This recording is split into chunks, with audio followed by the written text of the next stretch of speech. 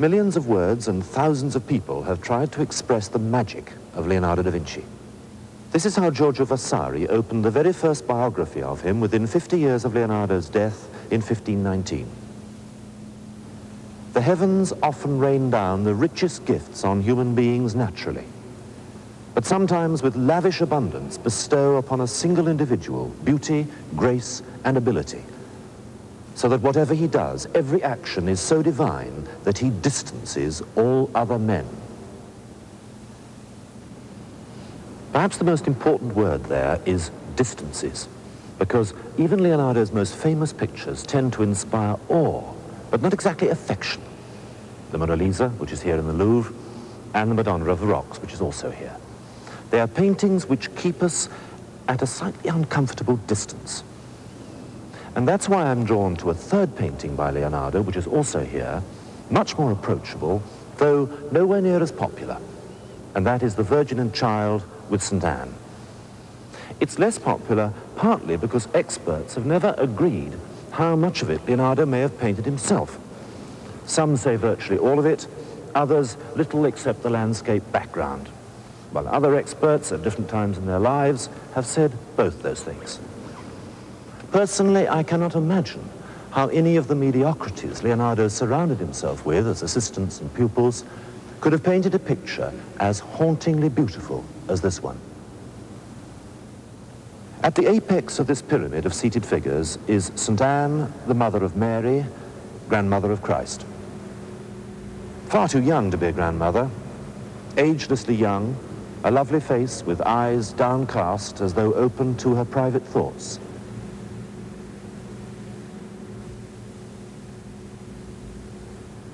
Creation and birth. It's St. Anne who was given birth to Mary, who is lower in this pyramid of figures, and lower still, at the extent of Mary's outstretched arms, is the child she has borne. The young Jesus, whose own outstretched arms, echoing in miniature those of his mother, grasp the Lamb, who is the Lamb of God, the sacrificial lamb necessary for man's redemption. He seems to reach in these faces and these gestures an uncanny communication with what I feel bound to call the life of the soul. Though Leonardo almost certainly didn't believe in the Christian soul, he was not ostensibly a Christian, but the most unusual combination of a mystic and a man of science.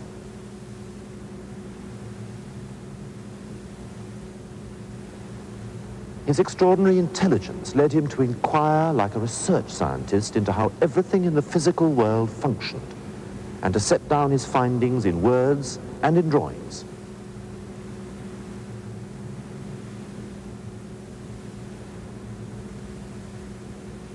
But that same intelligence warned him that beyond the reach of scientific inquiry lay the greater mysteries which only the imagination could perceive, only perhaps an artist could throw light on. They are studies in light, these two faces of mother and daughter. Light that falls strongly on the brow and the cheekbones, fading almost imperceptibly into half shadow round the neck and the chin and the soft hollow of the eyes. The same delicate modelling, the same human perception occurs in a drawing for St. Anne in which the source of light is scarcely visible.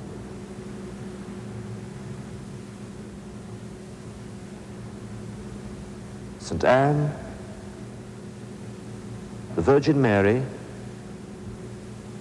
the young Jesus. Mother, daughter, child. The theme was dear to Leonardo. He painted this, his final version, about 1510 when he was nearing 60. He'd first attempted the theme 10 years earlier. Only a full-size drawing, now in the National Gallery, London, but who would want it more complete than it is? Leonardo knew better than any artist when to stop before the magic blows away.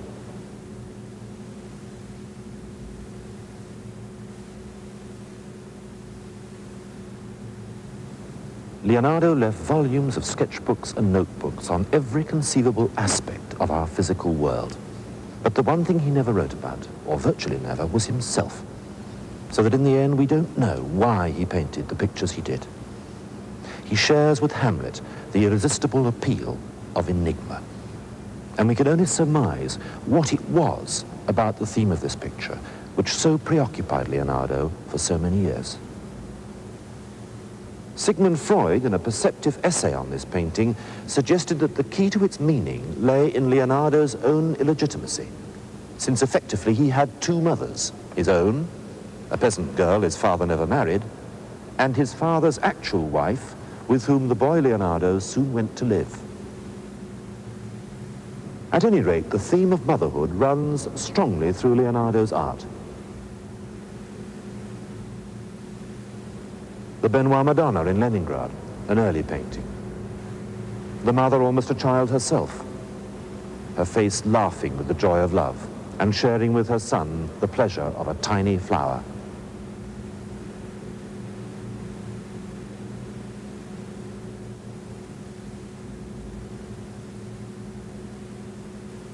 The Adoration of the Magi in Florence, his first important commission in 1481. Never completed, but perfect enough. Already that ability to suggest a woman entirely absorbed and fulfilled by her love for a child, made beautiful by that love.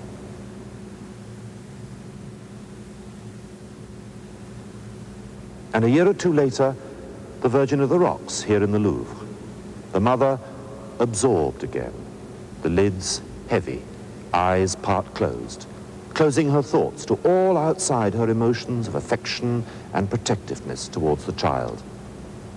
The light, not so much daylight as a ray of insight into the mysteries of the mind. More than 15 years later again, the Virgin in St. Anne cartoon in London. The Virgin a little older now, but the same expression, excluding us, excluding her own mother, excluding the uncomfortable mountain landscape in which she sits, excluding everything but the child and her love for it. Finally, back to this painting. Though now it's not the Virgin who wears this expression of inner serenity, it's her own mother, St. Anne. She's not looking at us because she's not aware of us.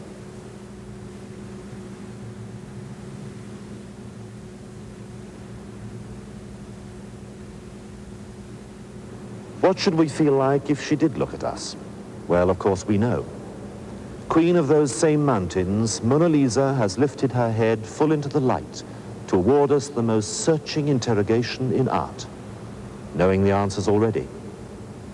Knowledge that flickers across her face, tautening ever so slightly the muscles around her eyes and mouth. People are disturbed by so frank a look. Such self-possession can seem a threat. I don't find this threat in Leonardo's women, as some do. A challenge, yes. A slightly humbling awareness of an intelligence that may match the painter's own intelligence, but is more than a match for the rest of us. So that we can only relax once they have turned their gaze from us onto their own kind, keeping to their own twilight world of which we are merely unacknowledged spectators.